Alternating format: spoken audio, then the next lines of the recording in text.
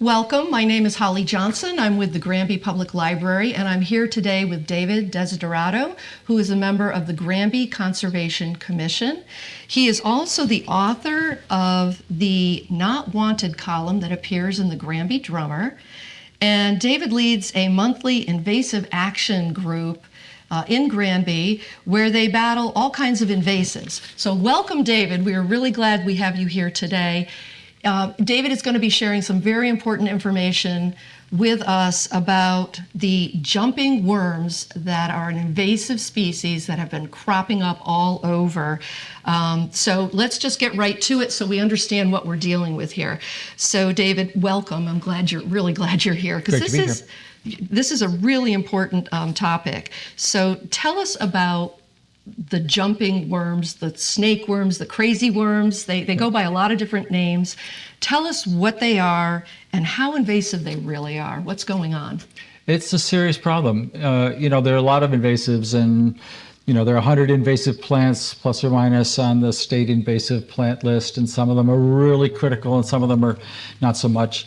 The jumping worms are relatively new. They've been around for a long time, but they've been expanding rapidly in our part of the country due to a whole bunch of environmental factors.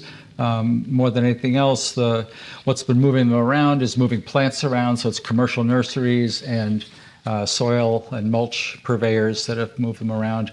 So they're different because they live in the top couple inches of soil, not down below where it would be useful for the health of the plants.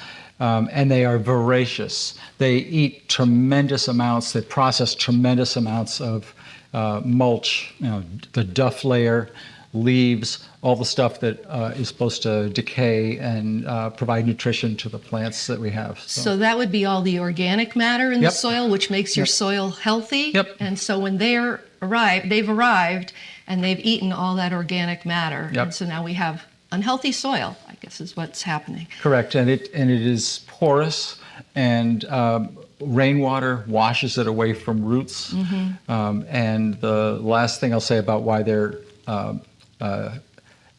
critically dangerous is that they multiply by a factor of 100. Wow. Okay. So that's an exponential rate there. That's right. How do you know if you have these jumping worms in your backyard or in your garden? The classic way to know is you look at your ground and you go, that's funny, it all looks like coffee grounds, a whole bunch of coffee grounds. And then you brush with your hand or a tool, brush the top layer aside, and all of a sudden you see these wriggly worms that are much more active than your average worm. Most worms, conventional earthworms, which are not native, they came from Europe and they're good for the soil, but even though they're not native, they're not invasive. They have enough predators, there's a balance in nature, and they're beneficial. But these are from another continent and a place where predators keep them in check, or they have less available food. These snake worms or jumping worms are multiplying really, really rapidly. And if you brush the soil aside that looks like coffee grounds, you'll probably see them wiggling around. I picked up probably 20 in about 3 minutes in my yard today, just to give you an idea. So are there other ways that you can identify them? So for example, I'm used to seeing a classic earthworm in the soil, but are there other identifying marks or body parts, if you will, on these worms, so you know if you have them or if you have just your classic earthworm? To me, it's the clearest distinction is behavior. If you pick up a regular old earthworm, they kind of go limp in your hand. They're pretty solid brown. These jumping worms or snake worms have a pretty well-defined band behind their head, which is where the cocoons or the babies for next year are developing. But the biggest thing is that if they're in your hand, they wriggle. They want to get out of there. If you disturb them, they wriggle and they move snake-like wise. And they're really good at burrowing in. They have a very pointed head, and it just dives in, especially in some soil that's more porous, like the sandy loam we have around, or wood chips, or duff layer of leaves. Okay. they got here, and I know you said they came from another continent, but how do they travel from location to location? How did they get in my yard? The three main ways they travel are we buy soil, we buy mulch, and we buy potted plants. And unfortunately, the only the only recommendation really is to purify your soil, purify your mulch, and don't bring potted plants into your onto your property with soil. Strip them of the soil, which means making them bare root, which is not as bad as it sounds. It does require the plant to do a little extra work, but that's a whole lot less work than pulling the worms out. Sometimes you'll see that, for example, I have a bunch of Canadian ginger, Azarum canadense. It's very nice ground cover. It's native. It's quite dense. And suddenly I'll see this sort of patch where they've chewed through the small roots, and the bunch of ginger, a bunch of plants are dead. I recently picked up a potted plant that was sunk into the soil for storage, and I'm wondering why that little plant wasn't doing well. And I dumped it out. There were 16 worms in it, eating through all the roots of all the plants. Yep. Wow. I planted some plants in the front yard, and one of them was completely wilted after just a few days, and I'd watered it carefully. And I picked it up like this with no effort, and the bottom had just been shorn off. You can just imagine a few worms sitting there munching on those particular roots. So they're very, very destructive, and they move when we bring in soil to our areas, which is how we got it. And it's very important to talk to anybody you're buying any bulk material from. Can they guarantee that there are no worms? And it's very hard to do that. Right. You have to heat treat them, and we'll talk about that. Okay. Well, then I guess that's leading right into the next question. If you have these worms, how do you remove them? Or how do you get rid of them? Unfortunately, there's no sort of chemical cure. There's no button to push. The fact that they multiply in a 1 to 100, they leave 100 seeds behind. The adults this year will die in the first frost, but they will leave these little cocoons behind, and they'll pop up in May after a few 50-degree days and start wriggling around, and you'll have 100 instead of 1. So every single one is important to get rid of. And fortunately, they die pretty quickly. All you have to do is take a little of your generic Dish soap? Dish soap, put a squirt in a bucket and of water, and a small bucket of water is fine. Every time you see one, drop it in there, and they die almost immediately. Or you can throw them out in the road. But that's if you find them. If you want to eliminate them from some mulch or some soil that you've bought, unfortunately, you need to spread that out on a 6 to 8 inch layer on a layer of plastic, and then put a layer of plastic on top of that and seal all around the edges for several hot days, several sunny days, in a hot driveway or someplace where they get a lot of sun. So that would be a solarization That's a technique? solarization technique, exactly. Okay. And it kills both the worms and the cocoons that have been left behind. And unfortunately, the cocoons last several years. So it's possible that you can have an area where there are no worms now because you've cleared them all out, but they'll pop up next year anyway. Okay. Wow, it sounds like a project. And imagine if you're a mulch or soil vendor, you need to do that on a really large scale in order to guarantee that the soil you're providing is not going to completely infect the properties where it's destined to go. Wow. Which is what happened to us. So. Yes, I'm envisioning how the jumping snake worms, crazy worms, all these different titles. I'm envisioning how they managed to get to my property as we're talking. I can see how it could have very easily happened.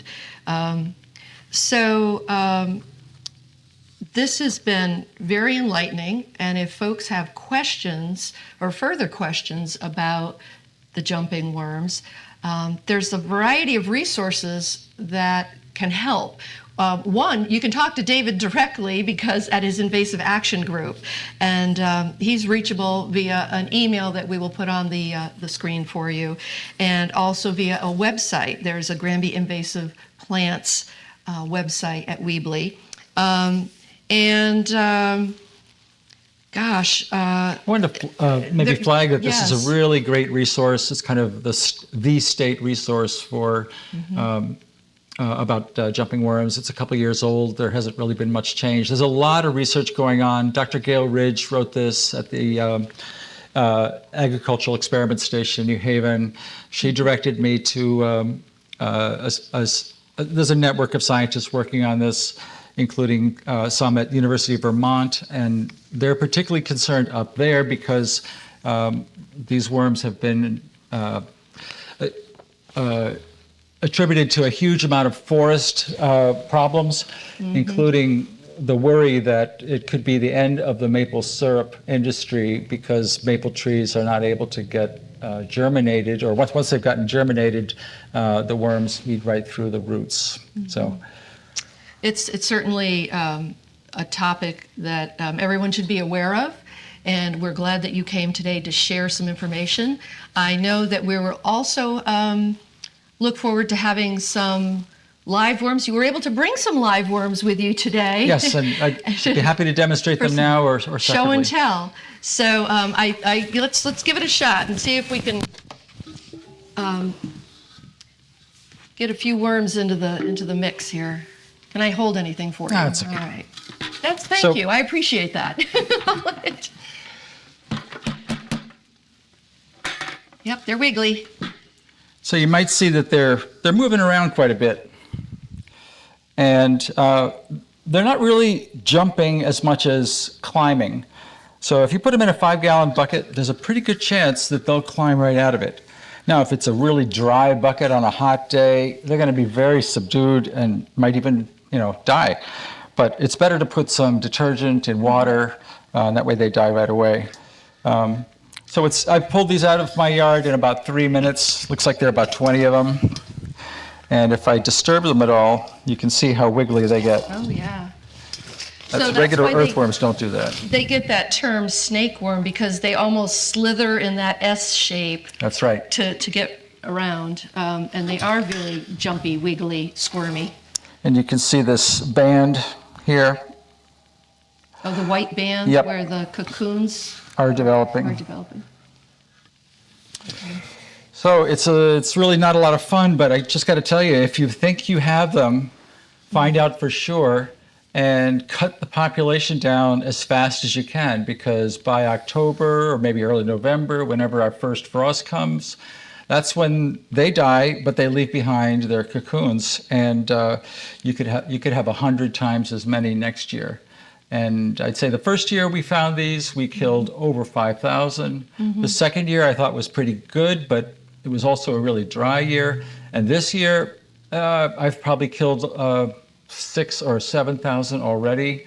Had some 100,000 days. 1,000 days.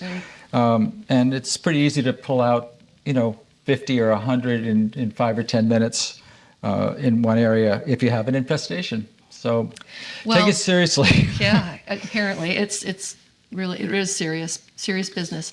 So again, David, I wanted to thank you for being a member of the Granby Conservation Commission and all the members of the Conservation Commission that are bringing information to us all the time, actually. David does have his column, Not Wanted, that appears in the Granby Drummer.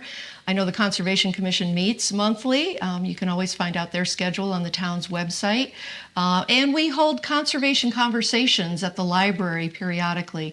And we cover topics like this, composting. We've done electric vehicles and light pollution and all kinds of things. So if you're interested in knowing more about general conservation efforts that are going on in town, don't hesitate to join us at the library.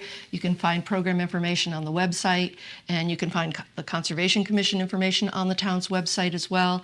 And David, thank you. I think we're doing a more detailed conversation about worms at the library We on October are. 21st. Thursday, October, thank you for reminding me. Thursday, October 21st, 6:30 p.m. at Granby Public Library. If you'd like to know more about the worms, please come and join us then. We encourage you to register for the program, but you're welcome to drop in, and if space allows, we'll be happy to accommodate you. David, thank you so much for sharing. One last thing, Yes. on the 21st, we'll have a bit of time to talk about some of the chemical solutions that are really, there isn't one chemical solution, but there are a bunch of things that people are trying. I know there are people in town that have tried them as well. So we'll have some stories about that and how they will, to what extent they really are solutions. That's excellent. I thank you, and look forward to seeing you folks at the library. Thanks. Thank you.